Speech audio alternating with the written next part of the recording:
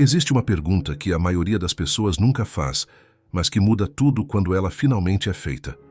Não é como eu ganho mais dinheiro, não é qual investimento devo fazer e nem como eu saio das dívidas.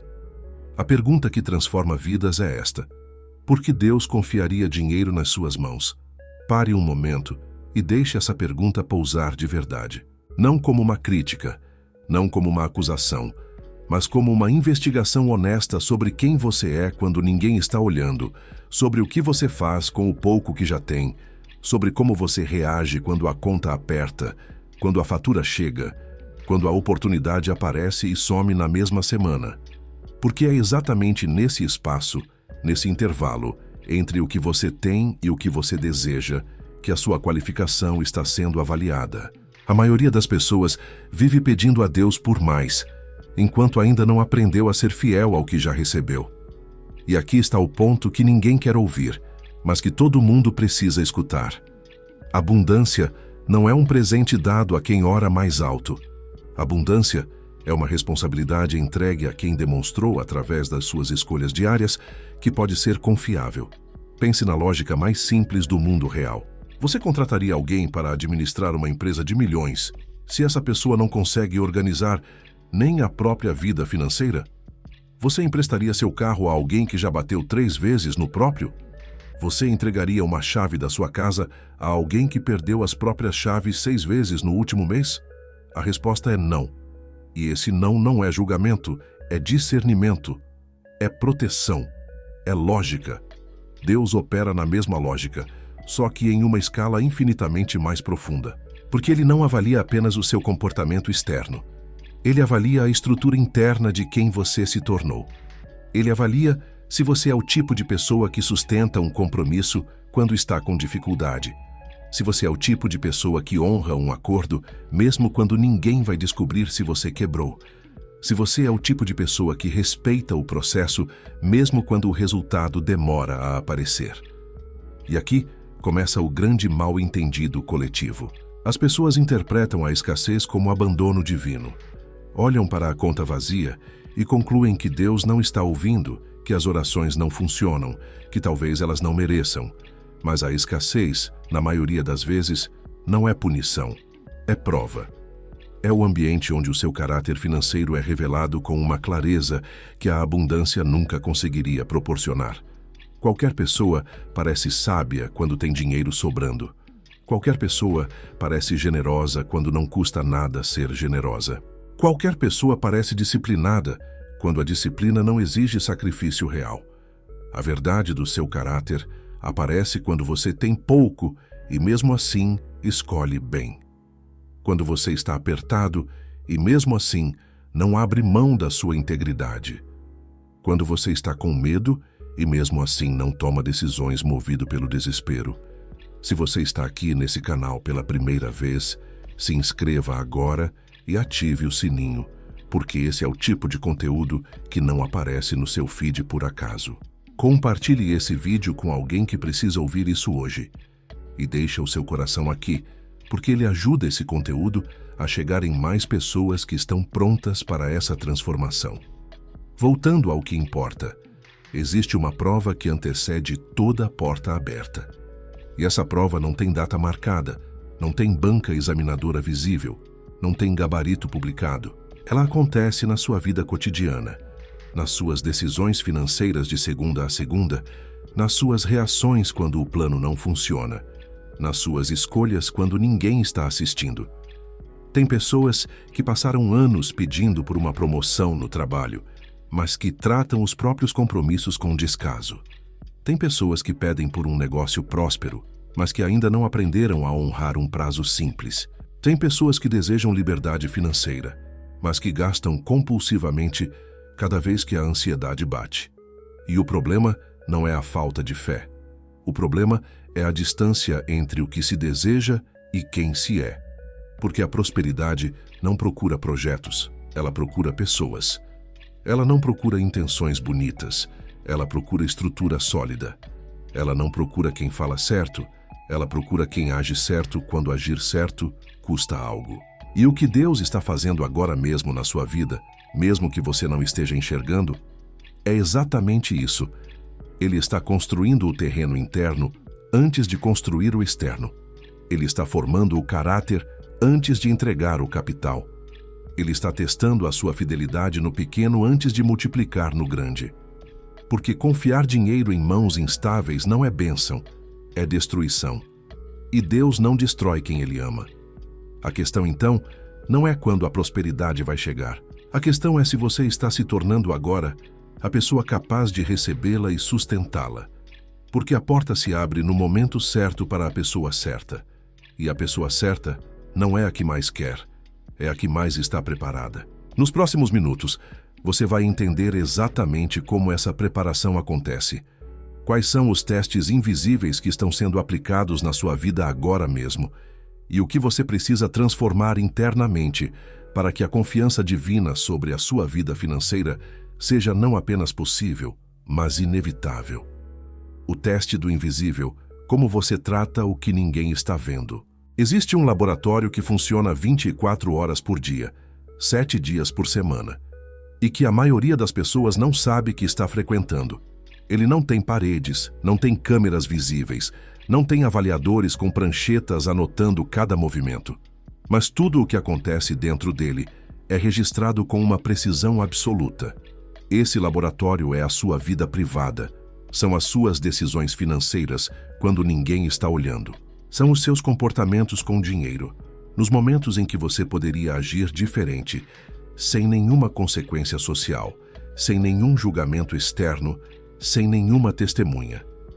E é exatamente nesses momentos que a sua verdade financeira se revela com uma clareza brutal. Pense no seguinte: quando você recebe um dinheiro inesperado, o que acontece nos primeiros 30 minutos? Não o que você planeja fazer, não o que você diz que vai fazer, mas o que de fato acontece dentro de você. Existe uma tensão entre o impulso imediato e a decisão consciente. Existe um plano ou existe apenas um desejo? Existe disciplina ou existe apenas intenção? Porque intenção sem disciplina é apenas um sonho acordado. E sonho acordado não paga conta, não constrói patrimônio, não sustenta família. O comportamento invisível é o comportamento real. Tudo o que você faz quando há plateia pode ser performance, pode ser imagem, pode ser o que você quer que os outros vejam. Mas o que você faz quando a plateia vai embora, quando a câmera se desliga, quando não há ninguém para aprovar ou reprovar a sua escolha? Esse é o verdadeiro retrato da sua maturidade financeira. Tem gente que prega disciplina financeira nas redes sociais e faz compras por impulso às 2 da manhã. Tem gente que fala sobre investimento para os amigos e não tem nenhuma reserva de emergência. Tem gente que diz que vai mudar a relação com o dinheiro depois de um conteúdo transformador como esse, mas que na primeira oportunidade de gasto desnecessário, cede sem resistência. Não por fraqueza moral, mas porque ainda não construiu internamente a estrutura que sustenta escolhas melhores quando o estímulo é forte e a resistência é baixa. E aqui está o ponto que vai mudar a forma como você enxerga os seus resultados financeiros. O universo não responde às suas palavras, ele responde aos seus padrões. Não ao que você declara, mas ao que você demonstra repetidamente. Não à sua fé verbal, mas à sua fidelidade comportamental. Porque padrão é o idioma que a realidade entende. E o seu padrão invisível está falando mais alto do que qualquer oração, qualquer afirmação positiva ou qualquer planejamento financeiro escrito no papel. Imagine 2 candidatos a uma posição de confiança em uma empresa. O primeiro se apresenta impecável, fala com segurança e impressiona em todos os momentos públicos. O segundo é discreto, mas quando ninguém está olhando, ele organiza o espaço de trabalho, honra os prazos menores, cuida dos recursos da empresa como se fossem seus. Qual dos dois recebe a promoção de verdade? Qual dos dois a liderança confia com responsabilidades maiores? A resposta está no comportamento que acontece longe dos holofotes. Com Deus, o princípio é idêntico, mas infinitamente mais profundo. Porque Deus não vê a performance, Ele vê o coração. Ele não avalia a sua aparência financeira, Ele avalia a sua integridade financeira. E integridade, na sua raiz mais pura, significa ser o mesmo por dentro e por fora. Significa que o que você faz visto é o mesmo que você faz não visto. Significa que o seu comportamento não muda conforme a plateia, porque a sua identidade é mais forte do que qualquer pressão externa. A grande maioria das pessoas tem uma vida financeira dupla sem perceber. Existe a vida financeira que elas mostram, que elas planejam, que elas discutem com outros. E existe a vida financeira que elas vivem de verdade, nas decisões pequenas, nas escolhas cotidianas, nos impulsos que vencem a razão com uma frequência desconfortável. E é essa segunda vida, a invisível, que determina o tamanho da confiança que será depositada sobre ela. Então, o teste do invisível não é um evento único, não é aquela grande tentação dramática que aparece uma vez na vida e define o seu destino. O teste do invisível é composto por 1000 microdecisões que acontecem todos os dias.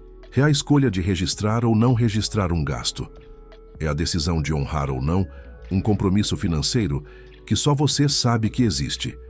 É a reação interna quando você vê algo que quer, mas não precisa.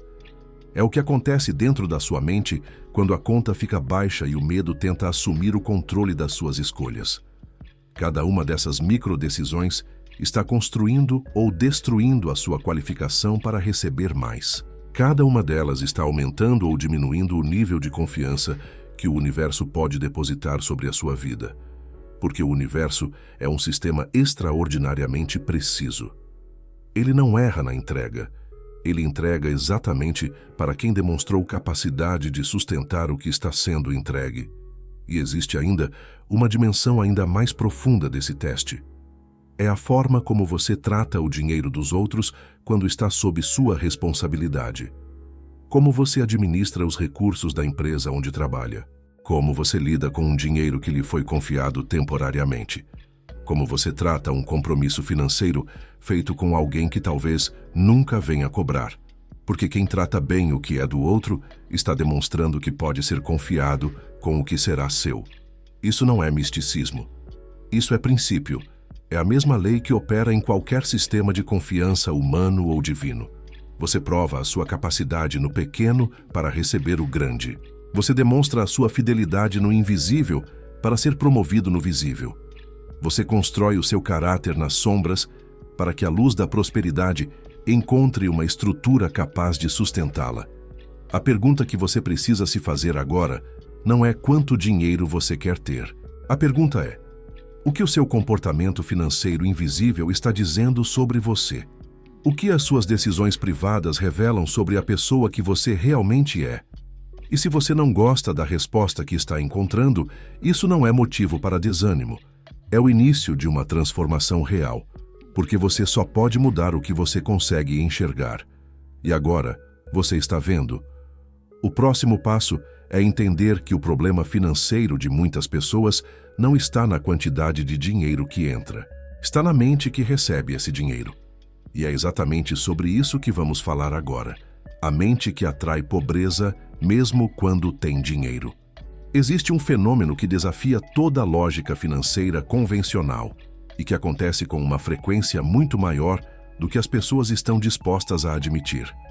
Pessoas que recebem heranças e perdem tudo em menos de 5 anos. Pessoas que ganham na loteria e voltam à estaca zero em menos de uma década. Pessoas que conseguem um aumento significativo no trabalho e continuam sem dinheiro no fim do mês. Pessoas que fecham um grande negócio e, meses depois, estão endividadas novamente. E a explicação que o senso comum oferece para esses casos é sempre superficial. Falta de educação financeira, má sorte, influências externas, pessoas erradas ao redor. Mas a verdade é muito mais profunda e muito mais desconfortável do que qualquer uma dessas explicações.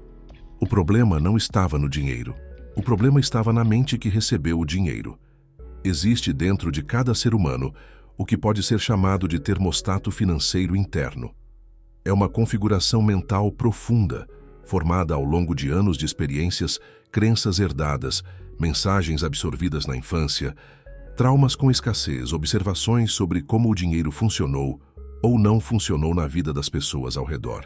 Esse termostato define de forma inconsciente qual é o nível de prosperidade que parece normal, seguro e merecido para aquela pessoa. E quando a realidade financeira externa ultrapassa esse nível interno, o sistema entra em colapso e começa a trabalhar para restaurar o equilíbrio que considera natural. Não é sabotagem consciente. A pessoa não acorda de manhã decidida a destruir a própria prosperidade. O processo é invisível, automático e devastadoramente eficiente. Ela começa a gastar de formas que não consegue explicar racionalmente. Começa a tomar decisões que ela mesma reconhece como erradas, mas que não consegue evitar. Começa a se envolver em situações que drenam os recursos que acabaram de chegar. E o resultado é sempre o mesmo: o retorno ao nível financeiro que o termostato interno considera seguro. A questão, então, não é quanto dinheiro entra na sua vida. A questão é qual é a temperatura do seu termostato financeiro interno. Porque se você está configurado internamente para a escassez, nenhuma quantidade de dinheiro externo vai mudar a sua realidade de forma permanente. O dinheiro vai entrar, vai circular e vai sair, seguindo um padrão que é ditado não pelo mercado, não pela economia, não pelas circunstâncias, mas pela sua programação interna. E de onde vem essa programação? Ela vem de cada vez que você ouviu que dinheiro é difícil de ganhar. Ela vem de cada vez que você viu alguém próspero sendo julgado ou criticado. Ela vem de cada mensagem, direta ou indireta, de que pessoas como você não nascem para ter muito. Ela vem de cada experiência de perda financeira que não foi processada emocionalmente, mas que ficou registrada como uma verdade sobre o que acontece quando você tem dinheiro. E ela vem, em muitos casos, de uma crença espiritual distorcida de que a pobreza é virtude e a riqueza é pecado. Essa última merece atenção especial, porque ela é talvez a mais devastadora de todas. Existe uma confusão profunda, especialmente em ambientes religiosos, entre humildade e miséria, entre desapego material e rejeição à prosperidade, entre servir a Deus e viver em escassez, como se a escassez fosse uma forma de honrá-lo.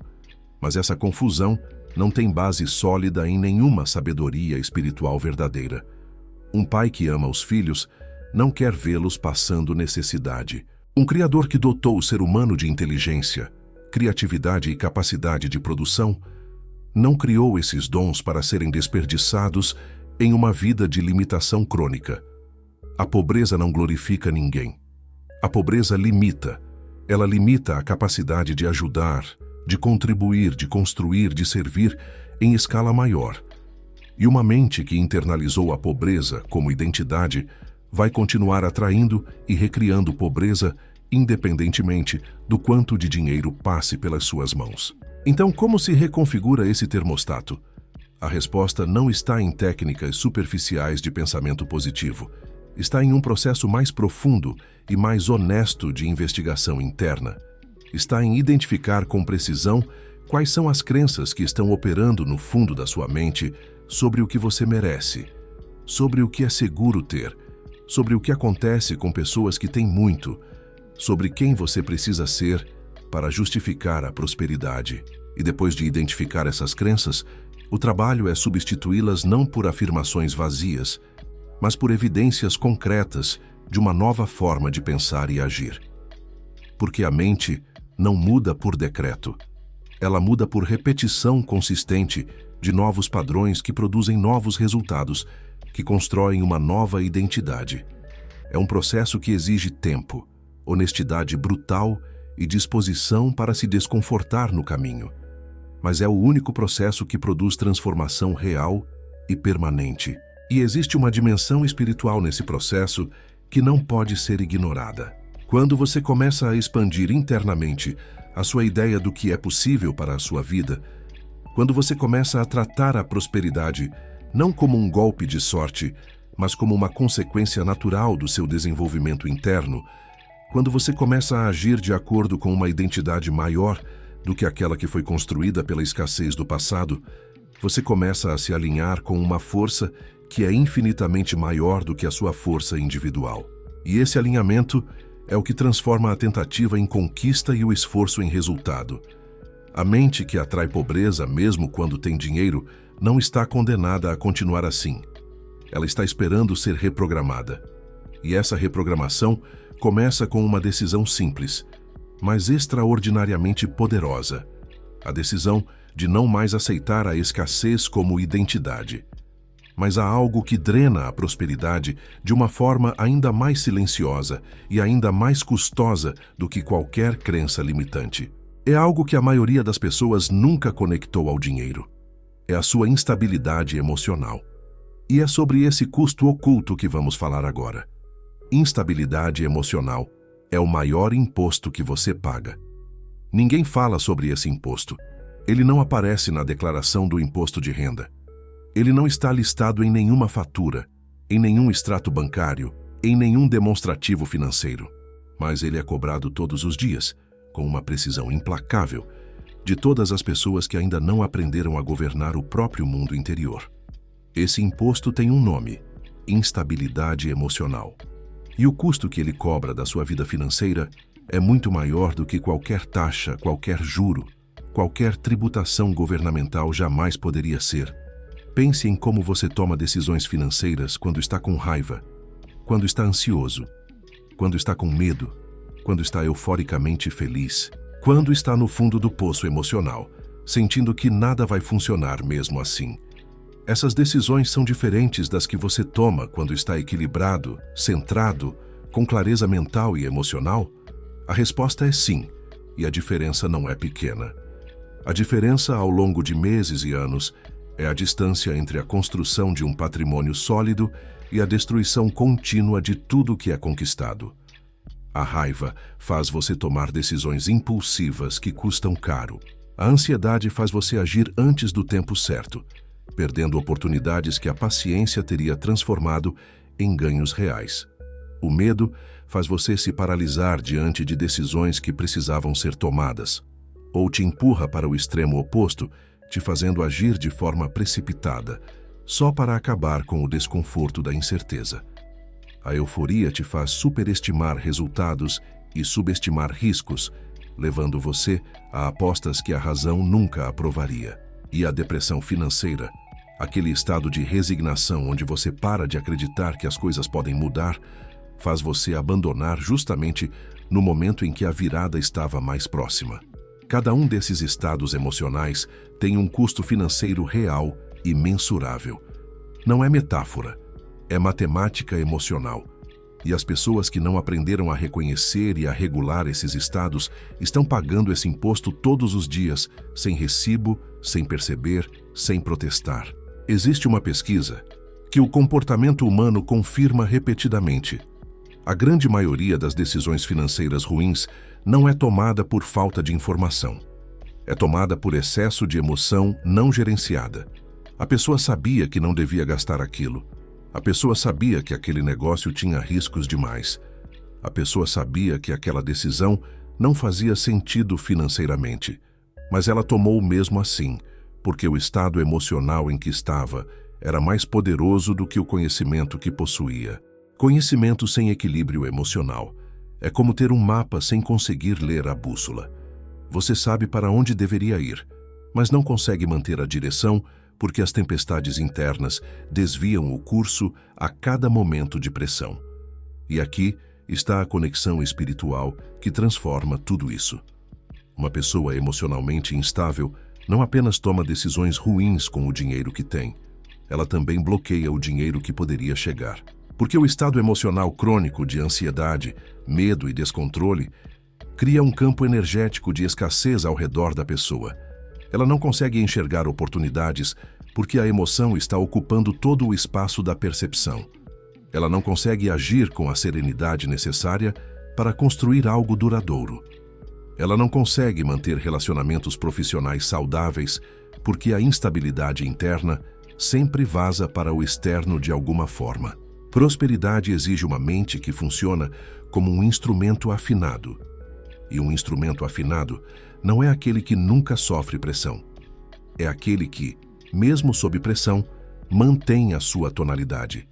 É aquele que passou por um processo de ajuste até que as respostas aos estímulos externos fossem consistentes, precisas e confiáveis. A regulação emocional não é frieza, não é indiferença, não é a supressão do que você sente. É a capacidade de sentir profundamente sem ser governado pelo que sente. É a diferença entre um líder que entra em pânico quando a crise chega e um líder que sente o peso da crise, mas mantém a clareza necessária para navegar por ela. E no campo financeiro, essa diferença se traduz em resultados que se acumulam ao longo do tempo, de formas que poucos conseguem explicar apenas com técnica ou conhecimento. Pessoas emocionalmente estáveis negociam melhor, não porque são mais inteligentes, mas porque não tomam decisões movidas pelo desespero de fechar um acordo a qualquer custo. Pessoas emocionalmente estáveis constroem relacionamentos profissionais mais duradouros, não porque são mais carismáticas, mas porque a consistência do seu estado interno cria um ambiente de confiança que as pessoas instáveis nunca conseguem sustentar. Pessoas emocionalmente estáveis resistem melhor às tentações financeiras, não porque têm mais força de vontade, mas porque o equilíbrio interno reduz drasticamente a necessidade de compensação emocional através do consumo. E o maior benefício de todos: pessoas emocionalmente estáveis tomam decisões melhores em momentos de crise, que são exatamente os momentos em que as melhores oportunidades aparecem disfarçadas de problemas. Enquanto os instáveis estão em pânico, os estáveis estão calculando. Enquanto os instáveis estão reagindo, os estáveis estão agindo. Enquanto os instáveis estão perdendo, os estáveis estão posicionando. Então a pergunta não é quanto você sabe sobre finanças.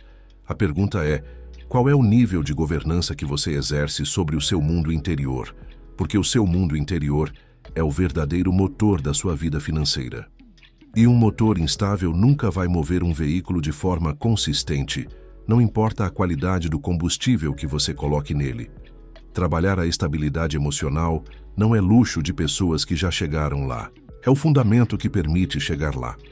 É o alicerce sobre o qual toda a prosperidade duradoura é construída, e é a prova mais concreta de maturidade que você pode oferecer ao universo. A prova de que você é capaz de manter a cabeça erguida quando o peso é real e que, portanto, pode receber um peso ainda maior sem desabar. Mas existe ainda um padrão ainda mais silencioso que cobra um preço altíssimo da sua prosperidade. É o conjunto de coisas que você aceita na sua vida sem questionar. E esse conjunto forma um contrato que você assinou sem ler. É sobre esse contrato que vamos falar agora. O contrato silencioso. O que você aceita determina o que você recebe.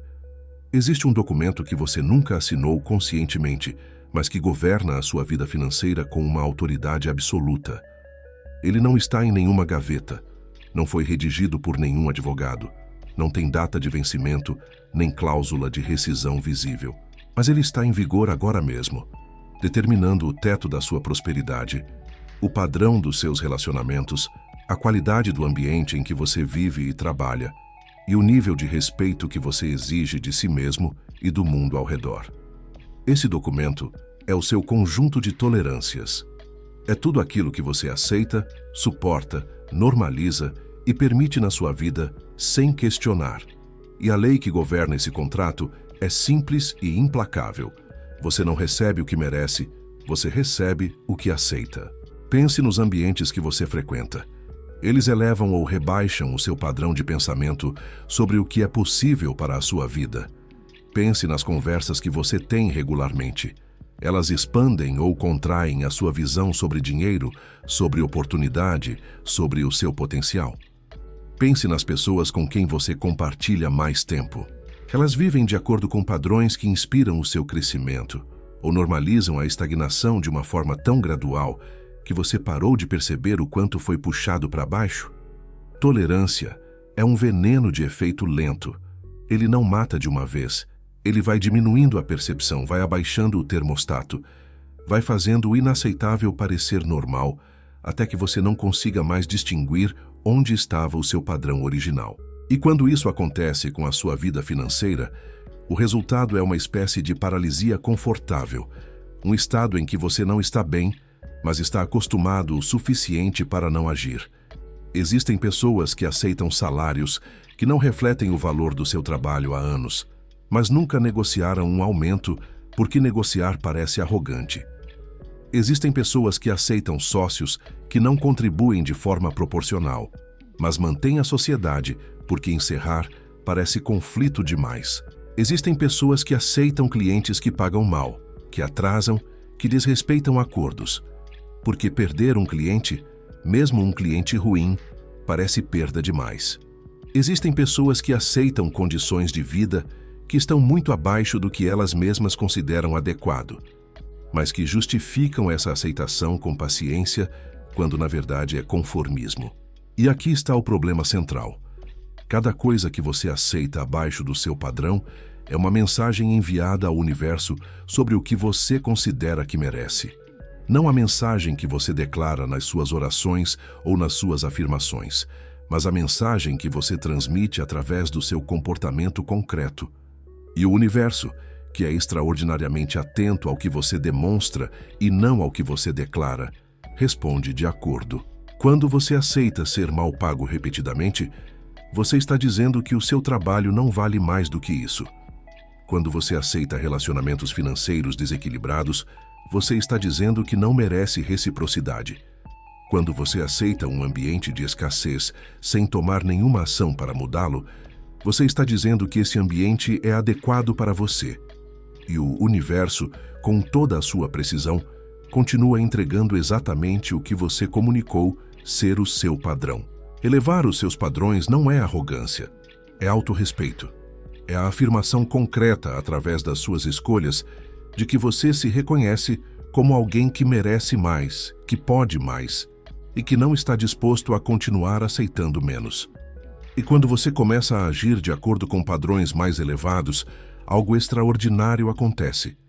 A realidade ao redor começa a se reorganizar para corresponder ao novo nível que você estabeleceu.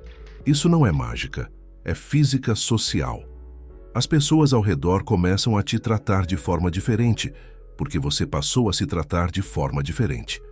As oportunidades que chegam até você começam a ter uma qualidade diferente, porque o seu comportamento está sinalizando um nível diferente de exigência.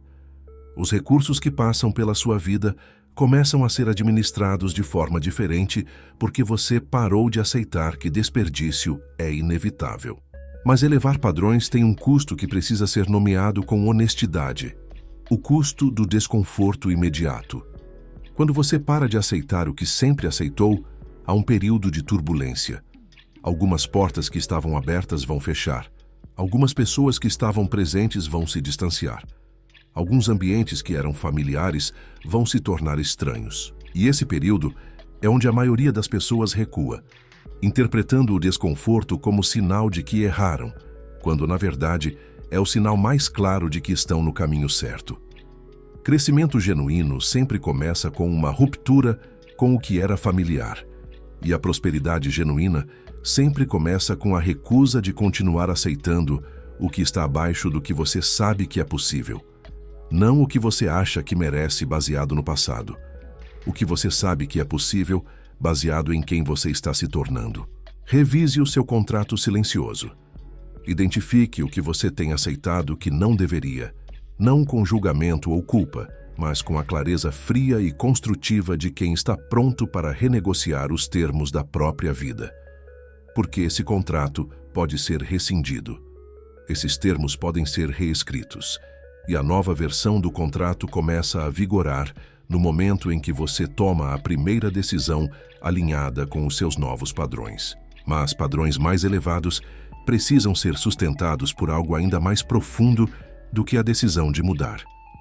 Eles precisam ser sustentados pela fidelidade ao processo, mesmo quando o processo não tem plateia, mesmo quando ninguém está aplaudindo, mesmo quando os resultados ainda não apareceram. E é exatamente sobre essa fidelidade que vamos falar agora. Fidelidade no processo. A virtude que transforma candidatos em escolhidos. Existe uma virtude que o mundo moderno perdeu o gosto de praticar. Não porque ela seja difícil de entender, mas porque ela é difícil de sustentar em um mundo que recompensa a velocidade, celebra os resultados imediatos e trata a consistência silenciosa como algo sem glamour suficiente para ser exibido. Essa virtude é a fidelidade ao processo.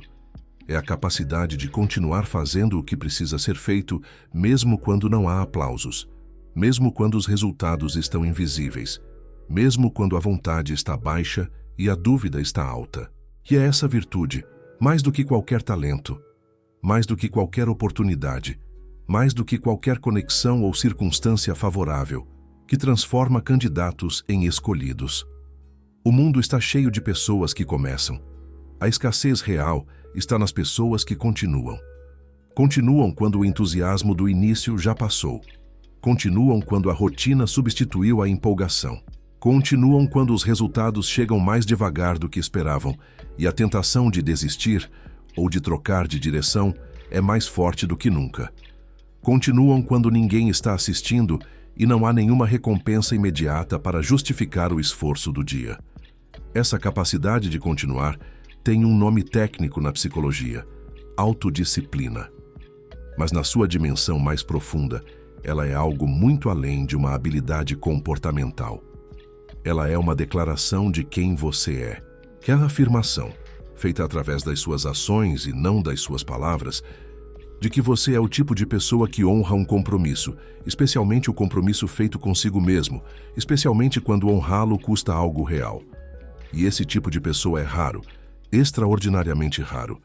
E é exatamente por ser raro que ele é extraordinariamente valioso.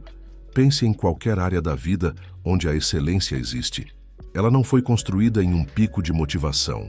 Ela foi construída em 1000 dias comuns, em 1000 sessões de treino que não tinham nada de especial, em 1000 horas de trabalho que ninguém viu, em 1000 decisões corretas que ninguém aplaudiu. A excelência é o resultado da fidelidade acumulada ao processo, dia após dia, semana após semana, mesmo quando os resultados ainda não justificavam visualmente o investimento de energia. No campo financeiro, isso se traduz de forma muito concreta. A riqueza não é construída em um grande golpe de sorte. Ela é construída na disciplina de poupar consistentemente, mesmo quando o valor é pequeno. Na fidelidade de investir regularmente, mesmo quando o mercado está instável. Na consistência de honrar os próprios compromissos financeiros, mesmo quando ninguém vai perceber se você falhar. Na persistência de continuar construindo um negócio ou uma carreira mesmo quando os resultados do mês não correspondem ao esforço da semana. Existe um princípio que atravessa toda forma de sabedoria sobre prosperidade, independentemente da época ou da tradição. Quem é fiel no pouco, recebe o muito. Esse princípio não é poesia. É uma descrição precisa de como a confiança funciona em qualquer sistema, humano ou divino. Você não entrega responsabilidades maiores a quem não demonstrou capacidade de lidar com as menores. Você não confia recursos maiores a quem não demonstrou fidelidade com os menores. Você não abre portas maiores para quem ainda não aprendeu a aproveitar as menores. E aqui está o aspecto que mais pessoas ignoram. A fidelidade no processo tem que ser incondicional para ser transformadora. Não pode ser uma fidelidade que dura enquanto os resultados aparecem rapidamente.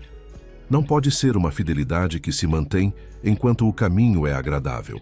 Tem que ser uma fidelidade que resiste à ausência de resultados visíveis, que se mantém quando o caminho é árido, que persiste quando a dúvida interna tenta convencer que não está funcionando. Porque é justamente nesse período de aparente ausência de resultados que o processo mais profundo está acontecendo. É quando você não está vendo o crescimento externo que o crescimento interno está sendo consolidado.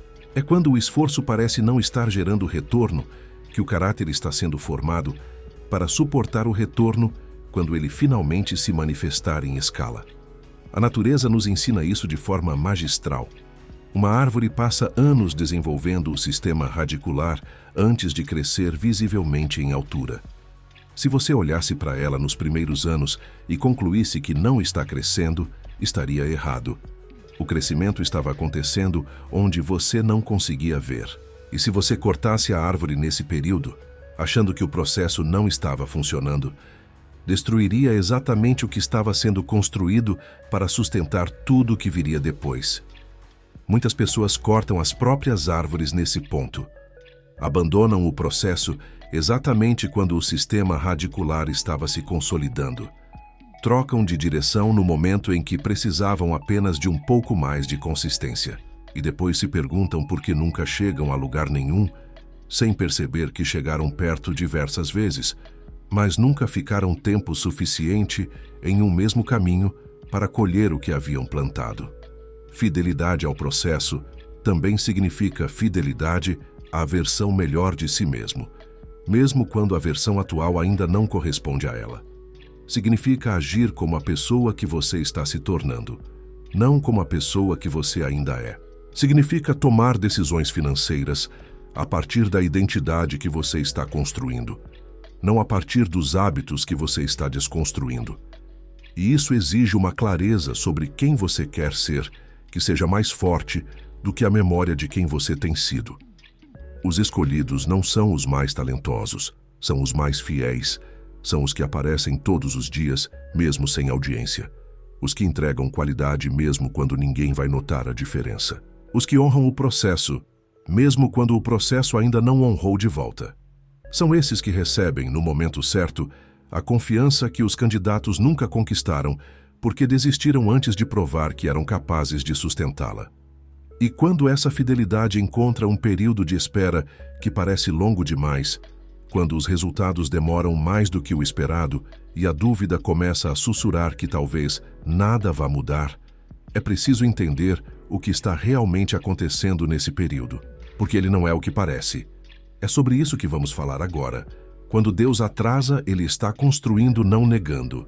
Existe um momento na jornada de quase toda pessoa que busca uma vida financeira melhor em que a espera se torna insuportável. É o momento em que você já fez o que devia fazer, já mudou o que precisava mudar, já trabalhou, já investiu, já orou, já se desenvolveu, já tomou as decisões certas, já sustentou o processo com uma fidelidade que você mesmo admira. E ainda assim o resultado não chegou. A porta não abriu. A virada não veio. E nesse silêncio, nessa ausência de resposta visível, surge a pergunta mais dolorosa de todas. Por que Deus está demorando?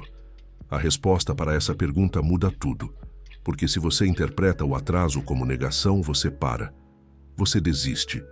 Você conclui que não foi feito para isso, que o universo não está do seu lado, que algo fundamentalmente errado está impedindo a sua prosperidade. E ao parar, você abandona exatamente no momento em que estava mais próximo da virada.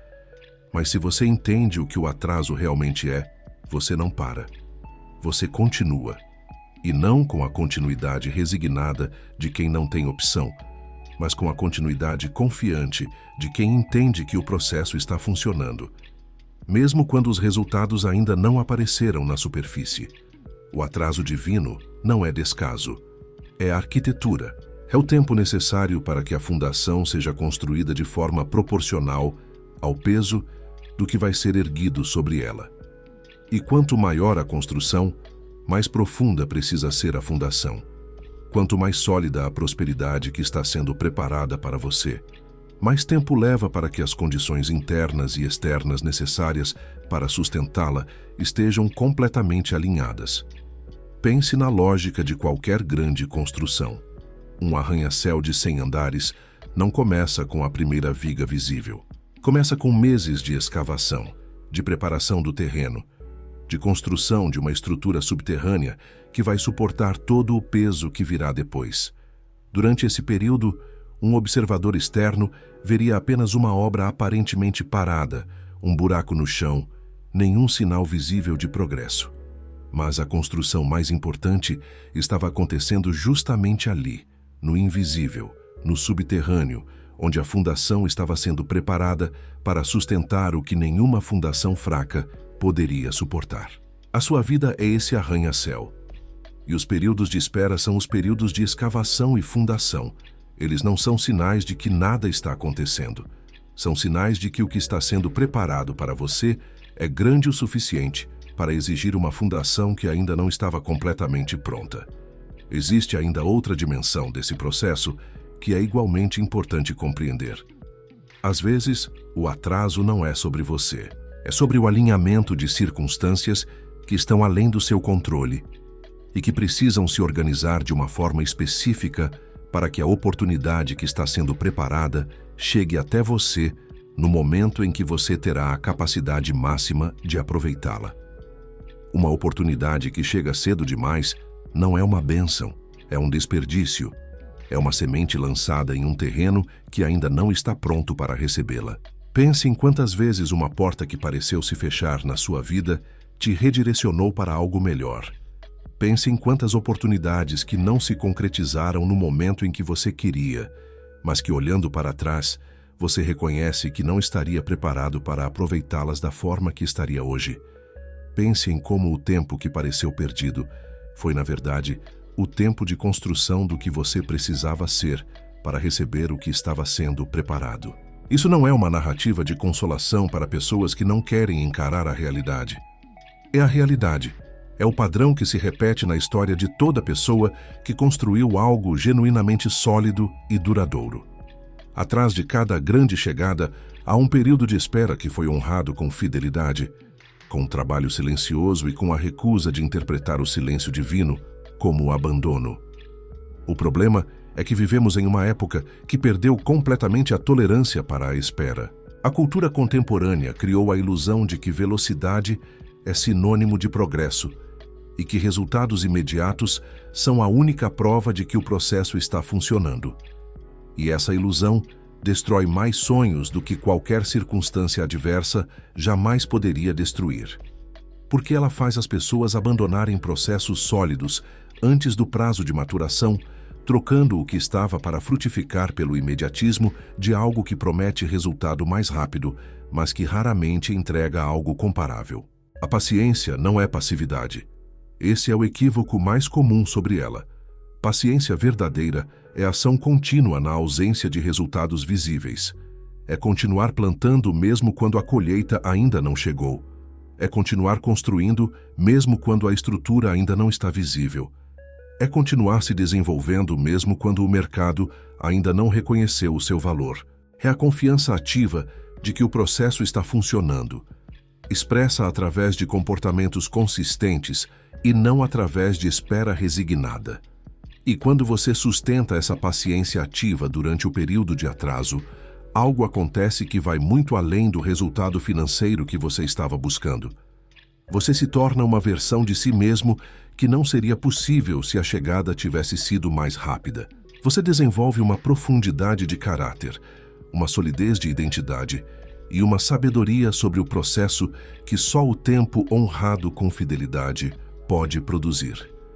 E essa profundidade é o que vai sustentar a prosperidade quando ela finalmente se manifestar, de uma forma que nenhum atalho jamais poderia garantir. Então, quando a espera parecer longa demais, lembre-se, Deus não está atrasado. Ele está construindo. E o que Ele está construindo é proporcional ao que Ele está preparando. E o que Ele está preparando é maior do que a sua pressa poderia comportar. A pergunta final que resta é: quem você precisa se tornar para que essa confiança seja depositada sobre você de forma permanente? Essa resposta está no último capítulo dessa jornada. Chegamos ao ponto mais importante de tudo que foi dito até aqui. E ele não é uma técnica, não é um passo a passo, não é uma lista de comportamentos para adotar ou hábitos para desenvolver. É algo muito mais profundo, muito mais transformador e muito mais duradouro do que qualquer instrução prática poderia ser. É uma decisão de identidade. É a decisão de se tornar, de dentro para fora, o tipo de pessoa em quem Deus confia. Tudo que foi explorado nesse vídeo converge para esse único ponto: o comportamento invisível que revela quem você realmente é. A mente que precisa ser reprogramada para sustentar a prosperidade. O imposto emocional que drena o que poderia ser acumulado. O contrato silencioso que define o teto da sua vida. A fidelidade ao processo que separa os que chegam dos que desistem. A espera que é construção e não negação. Todos esses elementos apontam para a mesma direção. A transformação de quem você é, não apenas do que você faz. Porque fazer sem ser é performance. E performance não resiste ao tempo.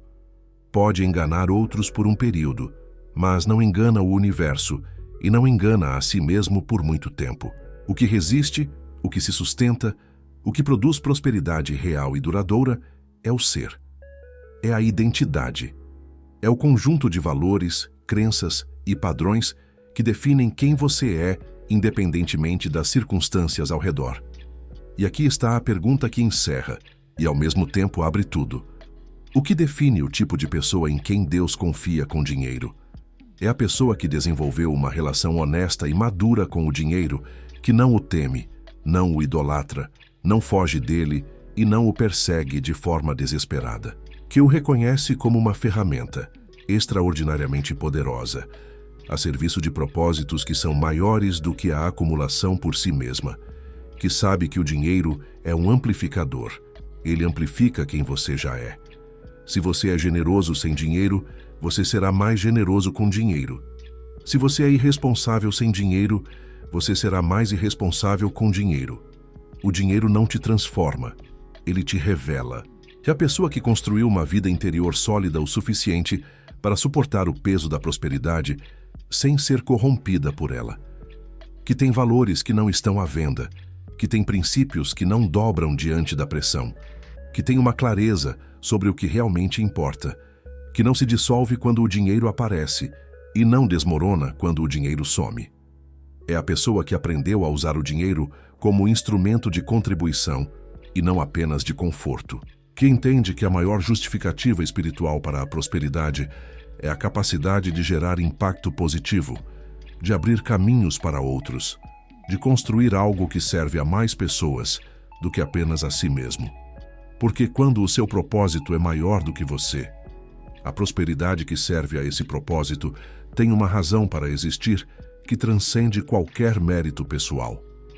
É a pessoa que honra seus compromissos financeiros como honraria um voto sagrado, que paga o que deve, cumpre o que promete e trata cada acordo financeiro com a seriedade de quem entende que integridade não é negociável, especialmente quando ninguém está verificando.